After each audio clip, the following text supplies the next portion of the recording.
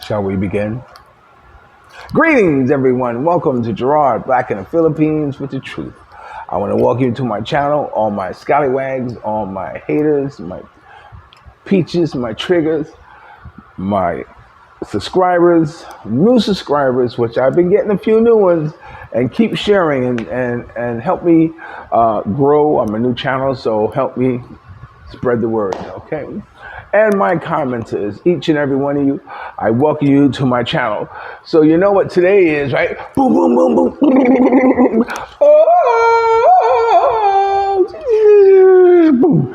Calling all comments. I missed you so much, and I miss doing my comments. You know, I see you on my computer, and when I sit down to my computer to answer comments, I say, oh no, I need to answer this on camera. Oh no, I need to answer this on camera. You know, so I sit down to answer, but then I want to answer you here. I know I can't answer you all, and after I do this, well, then I'll sit down and I'll answer some of you on the computer. Okay, so let's get started with, when I say I'm living inside a culture, that's exactly what I mean. I mean, I'm living inside a different culture that by all that is holy, I don't deserve. Hey, my life should have been, locked down somewhere or dead or OD or something like that. But it just shows you the power of wanting to change your life and do something different in your life, and knowing that there is somewhere else you can go, to remove you from the things that hold you down. And with that being said, let's go on with the comments. Okay, this first comments that come up. Now I know I can't read them all because they only show only so many on the cell phone. I sit down on my computer and want to answer them, but then something comes up and I can't, or I don't. But this one's from My Filipino Supremes. Okay, and this one is from Kwesiselassie. Oh my God, Kwesi. If you don't know Kwesiselassie is a reggae artist who I managed in the United States. He is the only reggae artist whose claim to fame is never to have smoked marijuana. And the funny thing about Kwesi, oh my God, it's not funny, but I was in an event. It was big. And I'm sitting there, because I'm an invited guest or this type of thing. And so when they acknowledged me from the stage and all this stuff. And after it was over with, this guy come up to me and said, I only have one press kit and I want to give it to you. And when he gave, I said, wow, man, thanks a lot, like this, or what have you. So then when I went back to my studio and I read through it and I said, wow, this guy's accomplished a lot. He's one of those reggae artists who are always touring around the world on some type of feed the hunger, some type of program like this where they're trying to make a difference in different parts of the world. He's Canadian. No, he's not Canadian. He's from Ghana. I think Kwesi.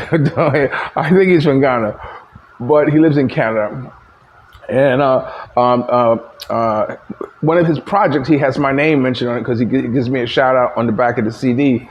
But we had a launch party for it. I tell this, did I go on calling on comment? We had a launch party for the CD.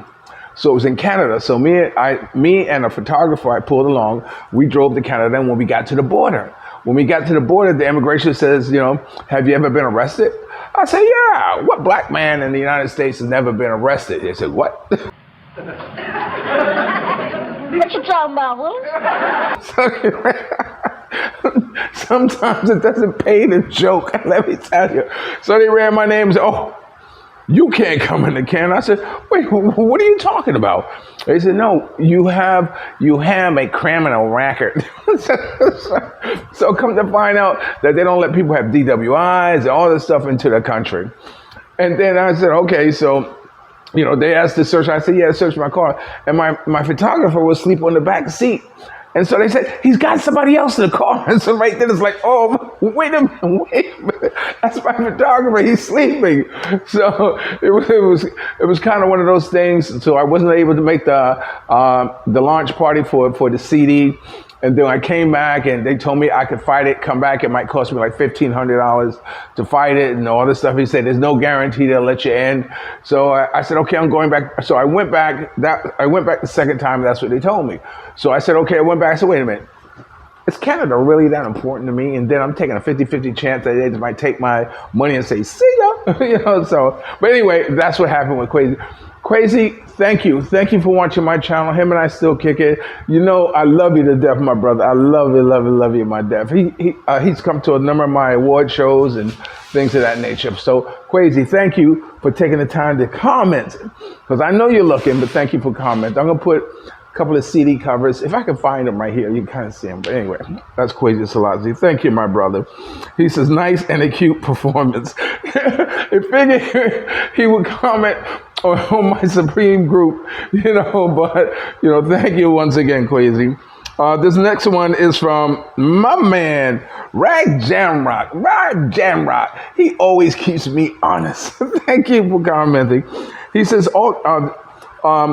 although they were very popular in America, Wham was actually a British group. And you're absolutely right. I just watched a documentary about them and it went through all that, how they formulated back in their own country. But, I didn't rewatch it. You see, that little activity happened spontaneously. So, some of the facts, but I think you got the gist of it. And he says, Gerard, you may become the next host of Philippines Got Talent. That's a big pull up. Let's see, how do you say it? You can take the performer out of entertainment, but you can't take the entertainment out of the performer. And so, like I said, during Christmas time, there are a number of people singing, Christmas carol, for money or whatever. So since I had these three girls, I said, well, let me do something different. So we went through what kind of song they knew or whatever, and they found this one that they knew, and I said, wow. So of course, I put them together as the Supremes. It was nice. They did pretty good for the first time. You're following a beat and everything like that. So, Ragjamrock, thank you very much for that shout out, my brother. That's why I always love you more, my brother, because you keep me on point. This next one is from Bobwelo. Bobwelo. What's up, Bob? Merry Christmas to each one of you who I mentioned previously. He says, I don't know what to say, but it was a good little video. That's all I wanted, Bobwelo. So I have accomplished my goal. I just wanted to make a little cute video with these girls, and put them on my show. I didn't want to sit down and have a conversation with them as Filipinas. Because it wasn't something that that I wanted to do with them.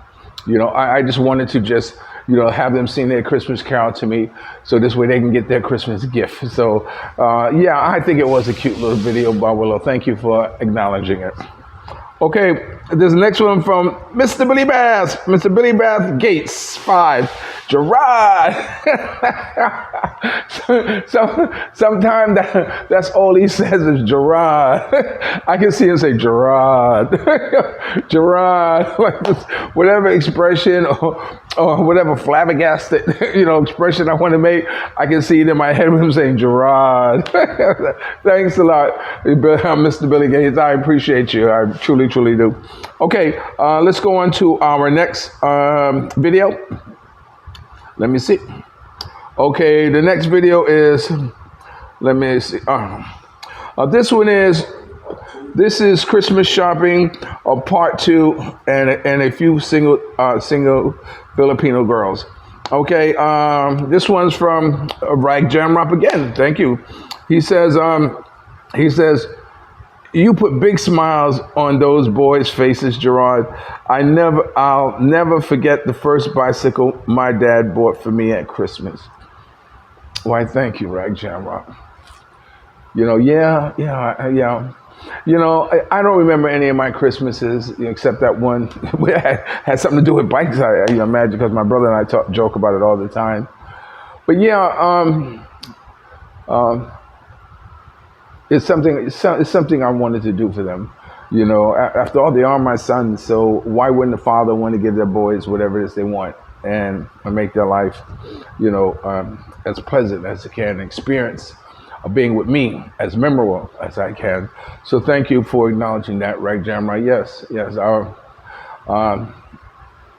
I'm glad I was able to do it.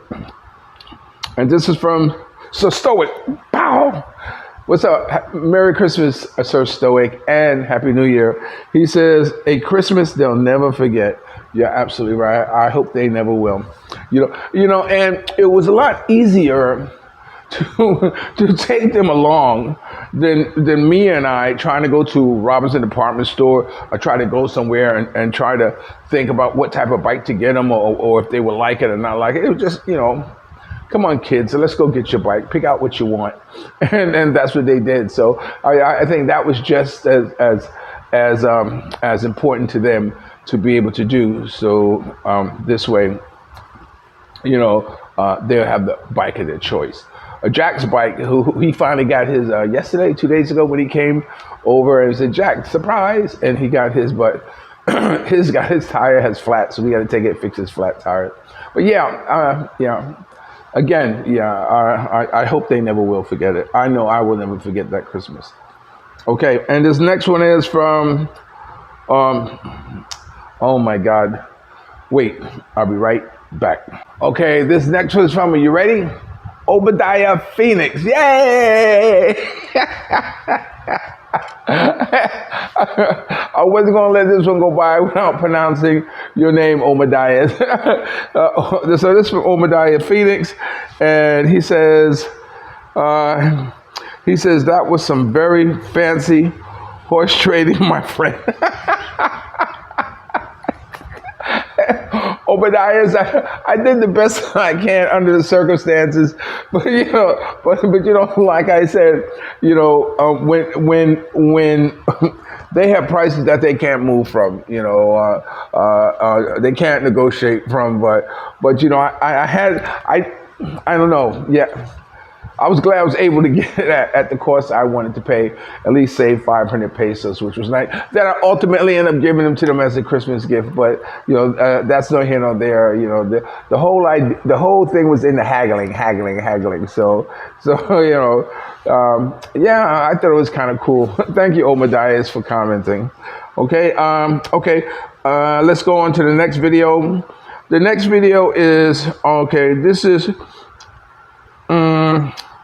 This is also on Christmas shopping. This is also on Christmas shopping, part one. And this was from Ragjamrock. He says, I hope you had a wonderful Christmas, Gerard. I didn't do Christmas shopping anymore. I just give cash. Amen, my brother. That's the best way to do it. It just makes it a lot easier because in this day and age, trying to find something that you think that they will like, you're only just fooling yourself. Because especially in America, I know when I was growing up, it was easy, to know what a kid like or whatever it is. Because when you watch TVs and cartoons, they bombarded you with all kinds of toys and stuff, G.I. Joe, Johnny West, or a lot of type of gadgets that you can say, I want that. Matter of fact, my kids and I, when we were together, my two daughters, we used to watch TV. And we used to say, when the commercials come on, we would race to turn the volume down. Because when you turn the volume down, you didn't hear the message that they were giving you or try to sell something to you. And when one of us was caught watching the commercial, they got you like that.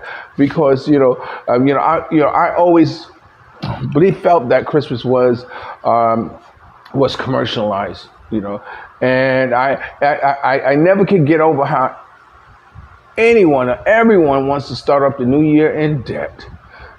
What a way to start the new year. So yeah, so I agree with you. The best thing to do is just give them cash, and that's what I did with a lot of people.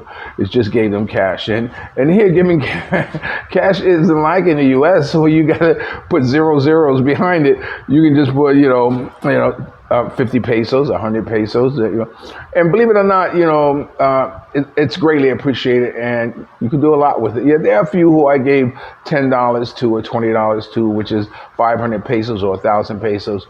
And mostly those are ones who have families and who I just wanted to let them know that they're still a part of my life. I guess that's an important thing for me to do, and although I still call and chat to some people, just want to let you know that, hey, I know you're out there, and I just wanted to say hello and thank you for being in my life. So yes, Ragjamrock, I'm with you on that. Just give cash. Okay.